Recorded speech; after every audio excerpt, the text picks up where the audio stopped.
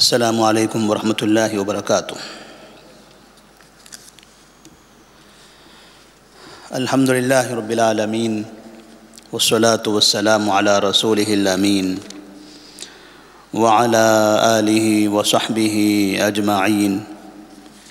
ومن تبعہم بإحسان الی یوم الدین، اما بعد۔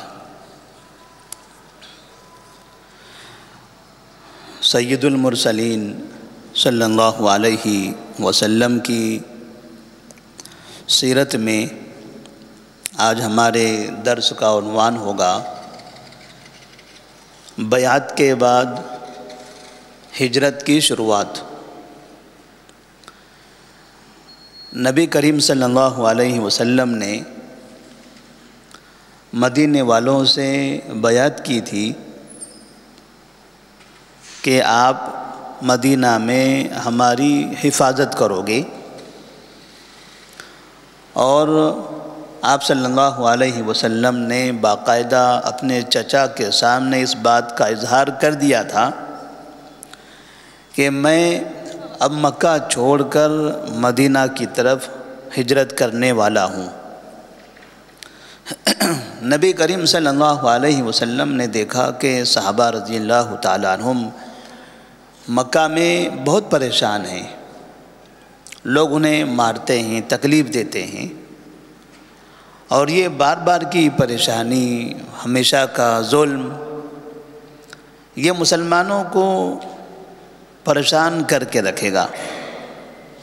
یہاں کے لوگ دعوتوں میں رکاوٹ ہیں،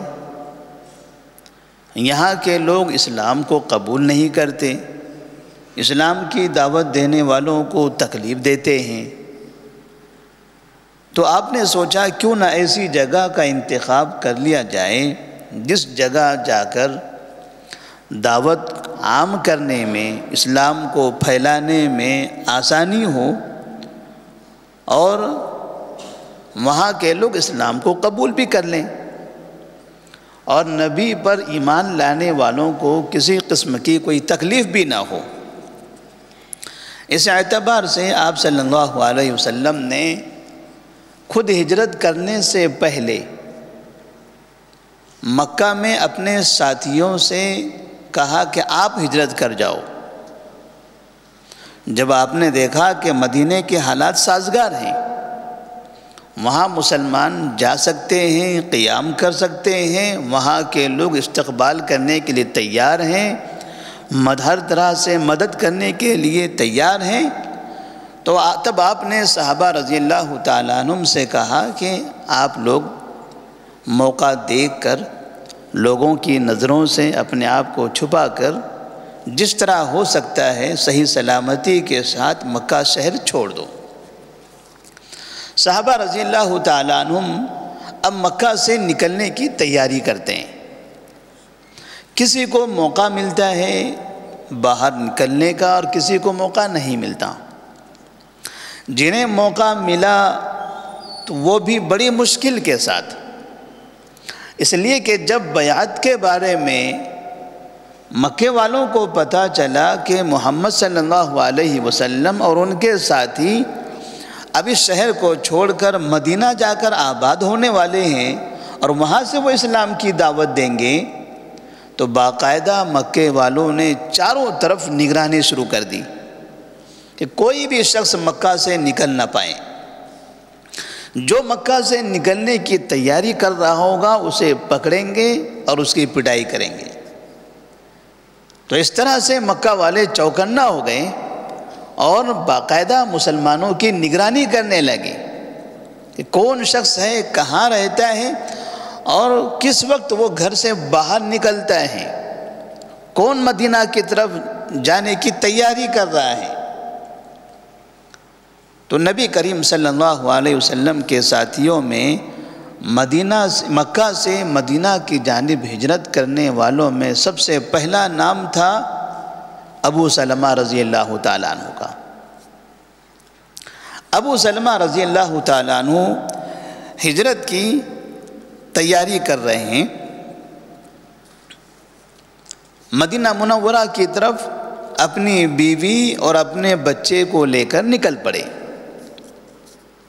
جیسے ہی لوگوں کو پتہ چلا کہ ابو سلمہ رضی اللہ تعالیٰ عنہ ہجرت کر رہے ہیں، تو ان کی بیوی ام سلمہ رضی اللہ تعالیٰ عنہ، ان کے گھر والے آ گئے۔ ابو سلمہ کو انہوں نے پکڑا اور کہا دیکھو آپ تو جا رہے ہو، یہ آپ کی مرضی ہے، ہم داماد ہونے کے اعتبار سے آپ کو تو کچھ نہیں کہہ سکتے، لیکن ہماری بیٹی اسے ہم نہیں جانے دیں گے۔ آپ تو دوسروں کے گھر کے ہو، دوسرے قبیلے کے ہو، وہ قبیلے والے آپ کے باپ دادا وہ جو قبیلہ ہے وہ آپ کو دیکھے، لیکن ہماری بیٹی کو ہم جانے کی اجازت نہیں دیتے۔ لہذا ابو سلمہ کے سسرال والوں نے ام سلمہ رضی اللہ تعالیٰ عنہ جو ان کی بیوی تھی انہیں لے لیا، کہا کہ ہماری بیٹی ہمارے پاس رہے گی۔ ابو سلمہ کے گھر والوں کو پتہ چلا، ان کے رشتہ داروں کو پتہ چلا کہ ابو سلمہ سے رضی اللہ تعالیٰ عنہ سے ان کی بیوی کو جدا کر لیا گیا ہے اور بچہ چھوٹا ہے، تو ظاہر سی بات ہے بچہ ماں کے پاس رہے گا۔ تو ابو سلمہ کے گھر والے آئے، انہوں نے کہا کہ تم اپنی بیٹی کو اپنے گھر رکھنا چاہتے ہو، تو یہ جو بچہ ہے اس بچے کو ہم تمہاری بیٹی کے ساتھ نہیں رہنے دیں گے، کیونکہ یہ ہمارا پوتا ہے، یہ ہمارے بیٹے کا بیٹا ہے، لہذا یہ ہمارے حوالے کر دو۔ نتیجہ یہ ہوا کہ ابو سلمہ کے گھر والے اور ام سلمہ کے گھر والے، یعنی دونوں طرف سے فریقین، دونوں کے درمیان اب بچہ پریشان ہو گیا، چھوٹا سا بچہ تھا۔ ام سلمہ کے گھر والے کہتے تھے نہیں ماں ہے، ماں کے پاس رہے گا۔ ابو سلمہ کے گھر والے کہتے تھے باپ تو جا رہا ہے، ہم ماں کے پاس بھی بچے کو نہیں رہنے دیں گے، بچہ ہمارے پاس رہے گا۔ اس طرح سے دونوں قبیلے والے آپس میں لڑ پڑے اور بچے کو ادھر سے ادھر کھینچنے لگے، نتیجے میں بچے کا ہاتھ ٹوٹ گیا اور کسی طرح سے پھر یہ بچہ ابو سلمہ رضی اللہ تعالیٰ عنہ کے گھر والوں کے پاس رہا، اور اس طرح سے ابو سلمہ رضی اللہ تعالیٰ عنہ بیوی کو انہوں نے چھوڑ دیا، بچے کو بھی چھوڑ دیا اور مدینہ منورہ کی طرف ہجرت کر کے چلے گئے۔ اس طرح سے مدینہ کی جانب ہجرت کرنے والے پہلے شخص کا یہ حال ہوا کہ ان کی بیوی اور ان کے بچے ان سے چھین لیے گئے۔ تو ایسی حالت میں پھر بھی انہوں نے صبر کیا، یہ دین کی حفاظت کی خاطر۔ اس کے بعد ایک دوسرا واقعہ، صہیب رومی رضی اللہ تعالیٰ عنہ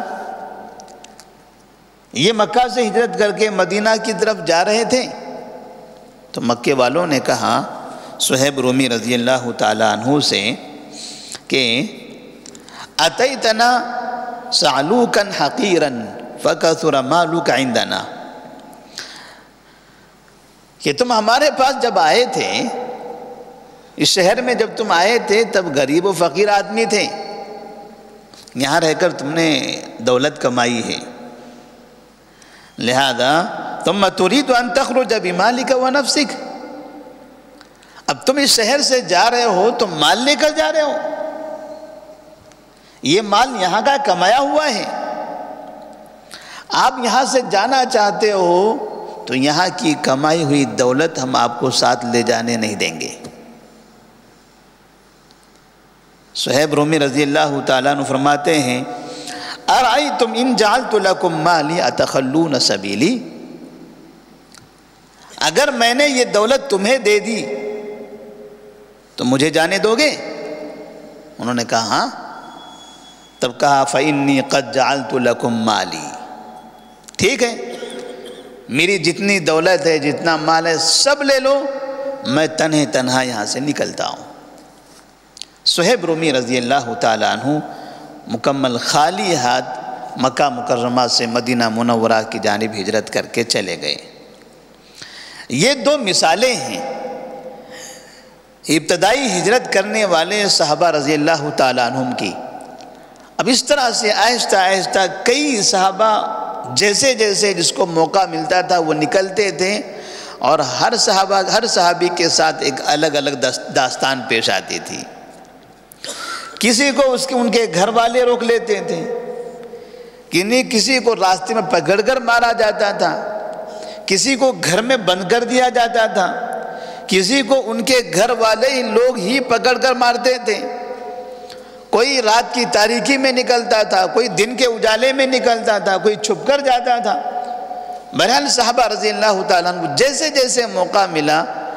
وہ مدینہ کی طرف ہجرت کر گئے۔ جہاں جانا چاہتے تھے وہ جگہ تو پرامن تھی، لیکن جانے کا راستہ پر خطر تھا۔ یہ راستہ آسان نہیں تھا، نکلنا مشکل تھا، وہاں پہنچنا، اس شہر میں رہنا وہ تو آسان ہو گیا تھا، اس کی تیاری کی جا چکی تھی، لیکن جس شہر میں ہے یہاں سے نکلنا مشکل تھا۔ اور ہم دیکھتے ہیں دنیا میں کئی مرتبہ ایسا ہوتا ہے کہ اگر کسی جگہ مسلمانوں کو تکلیف ہو، مسلمانوں کو پریشان کیا جا رہا ہو، اب اگر وہ کسی جگہ بھاگ کر جانا بھی چاہتے ہیں، گھر بار چھوڑ کر بھی جانا چاہتے ہیں، تو بھی لوگ جانے نہیں دیتے، ان کے گھروں کو آگ لگا دیتے ہیں، دکانوں کو لوٹ لیتے ہیں، ان کا مال لوٹتے ہیں، انہیں کنگال کر دیتے ہیں، اور جاتے جاتے راستوں میں جہاں موقع ملتا ہے وہاں مارتے بھی ہیں، ان کی عورتوں کو لے لیتے ہیں، ان کے بچوں کو قبضہ کر لیتے ہیں۔ جس طرح سے ممکن ہو، یہ نہیں کہ ٹھیک ہے نکل جائیے آپ سکون سے چلے جائیے کسی اور شہر میں، نہیں، جاتے ہوئے بھی باقاعدہ مسلمانوں کا مال لوٹا جاتا ہے، ان کی جانوں پر حملے کیے جاتے ہیں، ان کی عزتیں لوٹی جاتی ہیں، ان کے گھروں کو لوٹا جاتا ہے، ان کی دکانوں کو لوٹا جاتا ہے۔ یعنی مشرکین نے مسلمانوں کی ہجرت کا اتنا غلط فائدہ اٹھایا ہے کہ جب بھی مسلمانوں نے اپنا شہر، اپنا گاؤں، اپنا محلہ چھوڑا، اطراف کے مشرکین نے باقاعدہ خاص طور پر مسلمانوں کے مالوں پر قبضہ کیا، مسلمانوں کی زمینوں پر قبضہ کیا، مسلمانوں کے گھروں پر قبضے کیے، مسلمانوں کی دکانوں کو لوٹا، مسلمانوں کے گھروں میں رکھا ہوا سونا چاندی وہ لوٹ لیا، یہاں تک کہ برتن اور چمچ تک نہیں چھوڑے۔ یہ مشرکین کا حال۔ دنیا یہ بتاتی ہے کہ مسلمانوں نے جہاں قبضہ کیا، جہاں حکومتیں کی، مسلمانوں نے وہاں مال لوٹا، وہاں لوگوں کی زمینیں لوٹی۔ پوری تاریخ بتاتی ہے مشرکین کا قبضہ جہاں پر بھی رہا، مشرکین نے ہمیشہ مسلمانوں کی زمینوں پر قبضے کیے ہیں، مشرکین نے ہمیشہ مسلمانوں کے گھروں کو لوٹا ہے، ان کی عزتیں لوٹی ہیں۔ اور یہ 1400 سال پہلے کی داستان ہم نے سنائی ہے، 1400 سال کے بعد بھی، اس کے بعد نبی کے زمانے کے بعد بھی، چاہے آپ دنیا کی کسی عرب ملک کا حال لے لیجئے، اندلس کا واقعہ دیکھیے، عراق کو دیکھیے، فلسطین کو دیکھیے، اور پھر ہندوستان کے اندر دیکھیے، تقسیم کے وقت کے حالات دیکھیے، جب بھی کہیں مسلمانوں پر مشرکین کا غلبہ ہوا، سب سے زیادہ مال پر ان کی آنکھیں گئی ہیں، سب سے زیادہ دولت پر ان کی نگاہیں گئی ہیں۔ دولت لوٹنے کے لیے انہوں نے باقاعدہ بچوں کا قتل عام تک کیا ہے، دولت لوٹنے کے لیے باقاعدہ گھروں میں رہنے والی بوڑھی عورتوں کا تک قتل کیا ہوا ہے۔ یہ حالتیں ہیں۔ تو مشرکین ہمیشہ لٹیرے رہے، انہوں نے اسلام کی دشمنی کے نام پر، مذہب کی دشمنی کے نام پر مال اور دولت لوٹنے کا کام کیا۔ صہیب رومی رضی اللہ تعالیٰ انہوں نے اپنی محنت سے کمایا تھا۔ کوئی بھی کسی بھی شہر میں جاتا ہے، کہیں بھی رہتا ہے، محنت کرتا ہے، دولت کماتا ہے۔ مشرکین کہتے ہیں آپ جا سکتے ہو، لیکن آپ کی دولت یہ ہماری ہوگی، دولت ہماری ہوگی۔ اس کا مطلب یہ ہوا کہ مشرکین کے پاس مال اور دولت کی یہ بڑی اہمیت ہے، چاہے وہ چوری سے ملے، چاہے وہ لوٹ کر ملے، چاہے وہ کسی بھی طرح سے ان کے ہاتھوں میں آئے۔ وہ نہیں چاہتے کہ مسلمانوں کے پاس دولت ہو، وہ نہیں چاہتے کہ دنیا کے اندر مسلمان ترقی کریں۔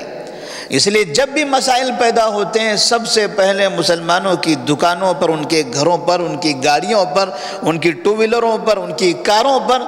جو دولتیں ہوتی ہیں، جائیدادیں ہوتی ہیں، باقاعدہ ان پر حملے کیے جاتے ہیں۔ اور پھر دنیا دوسری طرف میڈیا کہتی ہے کہ مسلمان لوٹے رہے ہیں، اور فلاں مغل آئے انہوں نے لوٹا، وہ فلاں آئے انہوں نے لوٹا، یہ آئے انہوں نے لوٹا۔ اسی کو کہتے ہیں الٹا چور کوتوال کو ڈانٹے۔